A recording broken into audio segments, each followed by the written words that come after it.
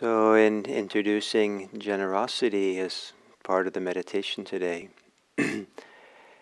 uh, I'm beginning the series of talks on these mornings on the 10 paramis. The Pali word is parami, in Sanskrit it's paramitas. And, um, and these are really rich and beautiful and important qualities of heart that develop as we practice. And we've been using them for the last 15 years or so as the reference point for offering spiritual care in a training we have here on a Buddhist chaplaincy training. So we train people to be hospitals and hospice and prison chaplains, and we use this as part of the framework for looking at the compassion and liberation that goes into Buddhist spiritual care. In fact, the 10 qualities that are the paramis, often called in English the perfections, or that which is ultimate, is that what makes them paramis is that they're intimately connected to the human capacity for compassion and the human capacity for liberation, liberating the heart. And so generosity is the first one. And many people in the world are generous. It's a wonderful thing to be. And when generosity comes out of or supports or is part of the path of greater compassion and greater liberation, then it is a parami. So there's ordinary generosity, and there's generosity that is infused or informed by compassion and liberation. And that's what the 10 paramis are. And so the 10 are generosity, ethical behavior, renunciation, wisdom, energy or engagement, and patience, and truthfulness, resolve, loving kindness, and equanimity. So over the next 2 weeks, each morning, I'll take one of those 10. Now, what's nice about this also, is that these 10 are a different description of the path of practice. That they kind of, it's a way of understanding how practice can evolve, doesn't have to evolve. It evolves sequentially, kind of one gets stronger, then the next gets stronger, the next gets stronger. So by the time we get to the last one, equanimity, there's no possibility of thinking about equanimity being some kind of cold indifference, because it's really built on this foundation of all the other 9 paramis, which are these strengths that we develop. And then you feel that equanimity is a strength that's built on wisdom and determination and truthfulness and loving kindness and the others. And so it begins with generosity. And in many ways, the Buddha taught the path of practice can be seen to begin with generosity. Or generosity is a wonderful foundational practice for Buddhism. And one of the reasons why generosity is so rich and valuable is that generosity, if that's the beginning of the path to practice, it puts our practice in the context of our interpersonal lives, our lives with other people and even other living beings.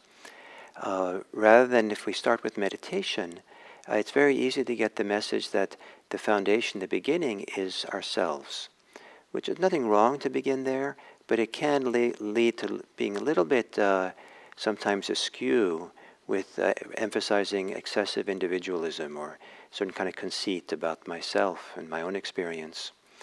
But to begin with generosity, it clearly begins with the formation or the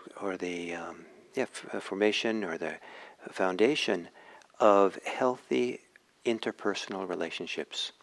And to have our practice built on that, on our relationship with the world, is, I think, a wonderful lesson and a wonderful reference point for doing the more individualistic work of meditation itself.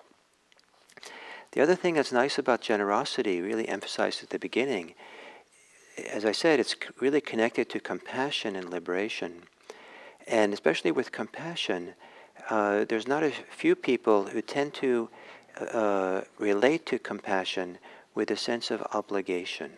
It's kind of a duty to be compassionate, and that we're supposed to be, and we have to be, and some people really are really central to their understanding of how to be a human being, and a good human being is a sense of obligation, living up to the obligation, what we're supposed to do. And it can be almost frightening, disturbing, upsetting to remove that sense of obligation from the orientation in which they live their lives. So maybe this has a little bit to do with how we understand the word obligation or duty, responsibility. But when we start with generosity, generosity is always voluntary. You can't be generous if it's not a voluntary act. You can give with attachment, you can give reluctantly, but to be generous, it's a voluntary act of openness, of abundance, of letting go, of granting, and it can't be obligatory. And so it comes out of some wellspring inside of health, of goodness, of openness, of connectedness that sometimes is discovered as we sit and meditate and stay in the present moment and let go of all the attachments, all the crusts of resistance and defensiveness and greed and fear that we have. And it just begins to shed and relax. And this natural feeling of wanting to care for someone, be generous to someone, in this ordinary, simple way, begins to become stronger and stronger. To emphasize generosity in the beginning is to really point back to that possibility and that place of goodness that we have, and it's very important to appreciate that it's not an obligation. So we have to feel our way, or make space for, or take the time for, or do the it's almost like, if you like obligation, we have an obligation to find how to be generous without obligation.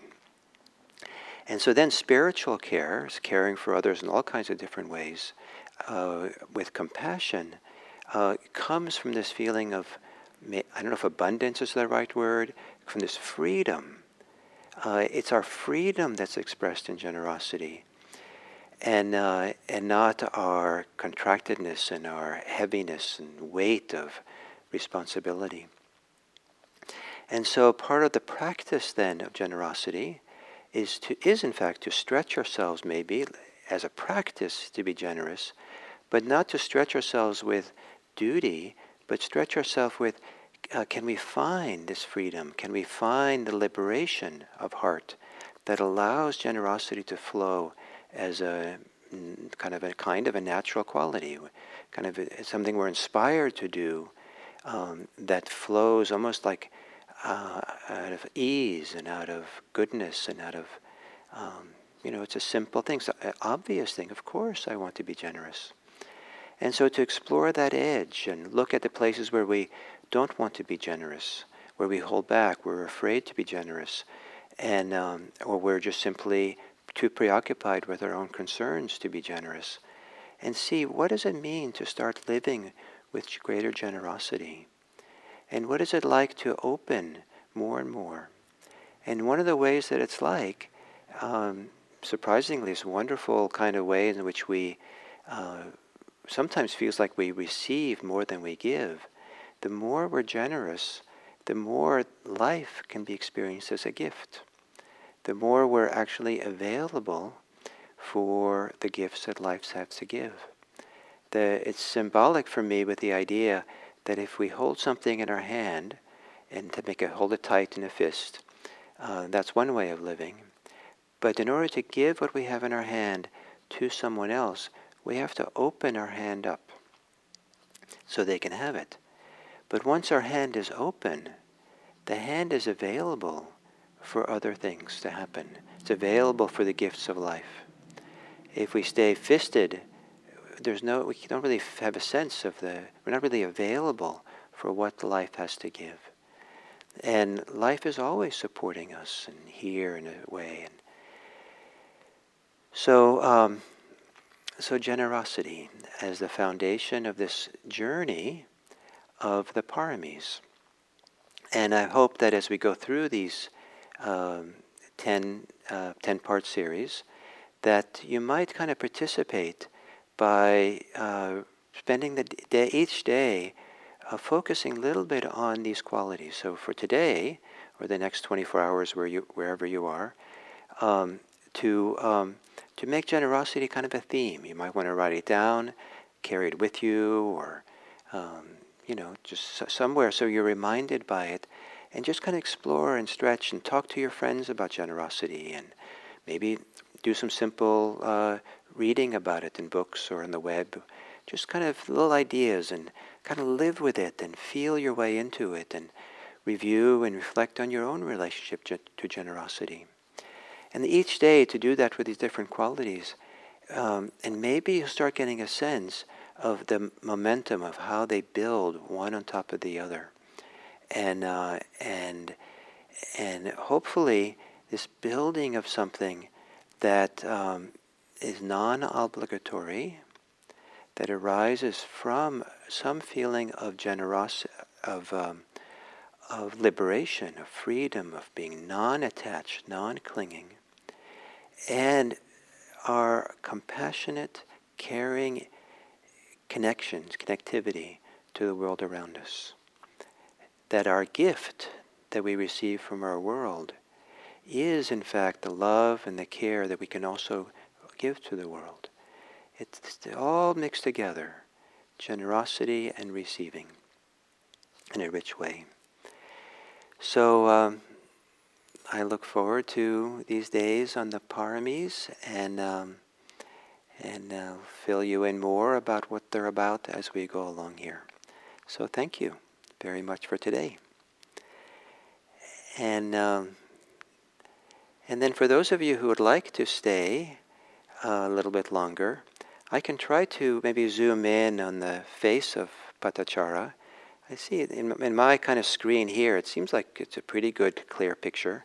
But maybe it'd be nice for me to try, and I can maybe show you a little bit, tell you a little bit more about the statue.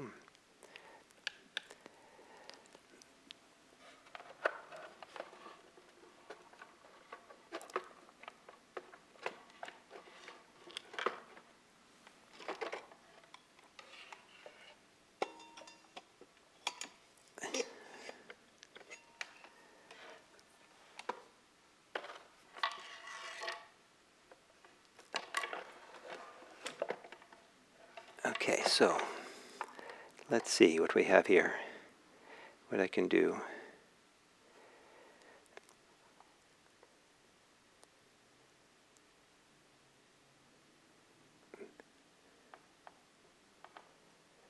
Oh, here we go. That's where I have to look. So I can, first I'll center her. Okay, there we go. And then I will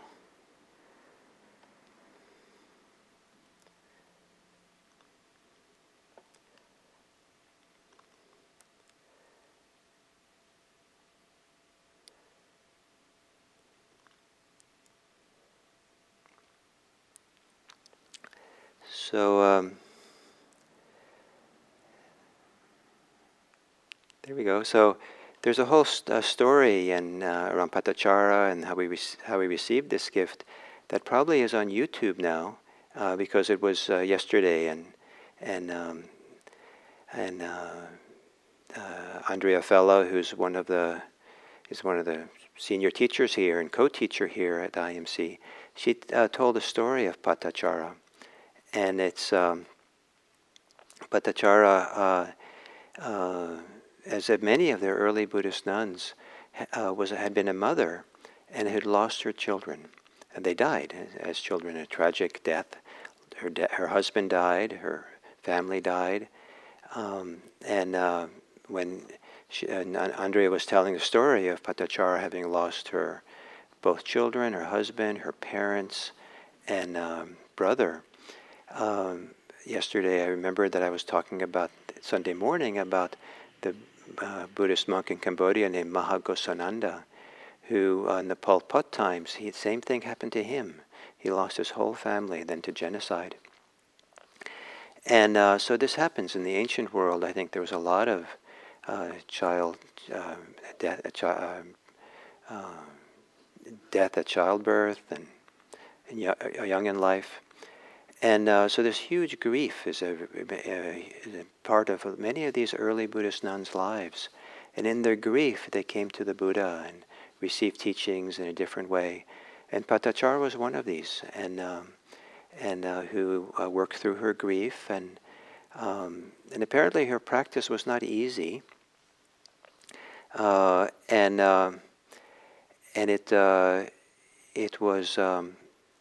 but there's a beautiful story in the poem, her Enlightenment poem, that where she talks about washing her feet, and as the foot washing water is kind of finished with it, maybe she pours it away, she sees it flowing down a little slope where she's sitting, and she gets concentrated watching the flow of water, and in that concentrated state, she goes back into her dwelling, maybe her little hut, with a candle, and the candle is a flame, or it's probably an oil lamp with a little wick coming out of it that's burning there. And she sits down on the bed, and she takes a pin to remove the wick so that the flame dies out. And as the flame fades away, her mind is liberated, and it's kind of, you can imagine her getting concentrated and really absorbed in something.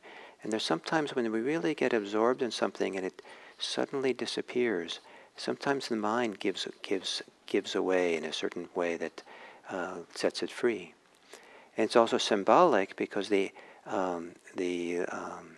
quenching, the putting out of a flame, the fever, the flame of greed, hate, and delusion, is symbolic of liberation in Buddhism, or represents it. So Patachara then became an early teacher. She ordained other nuns, and many of the early nuns expressed their gratitude, appreciation, and for her teachings and her support. And so this statue was made in Bali, and because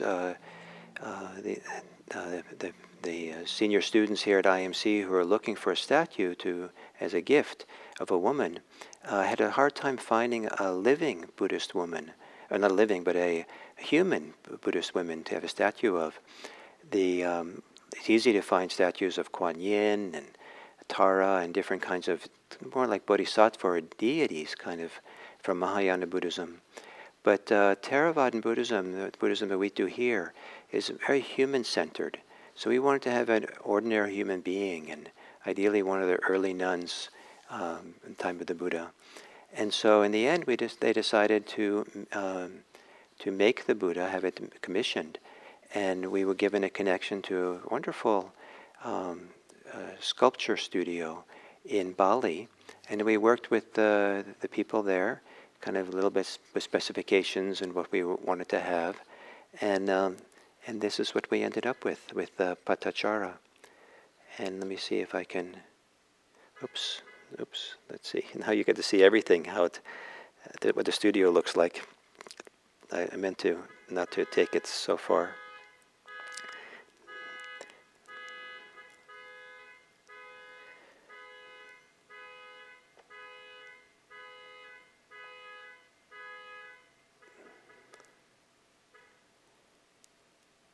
So there you go.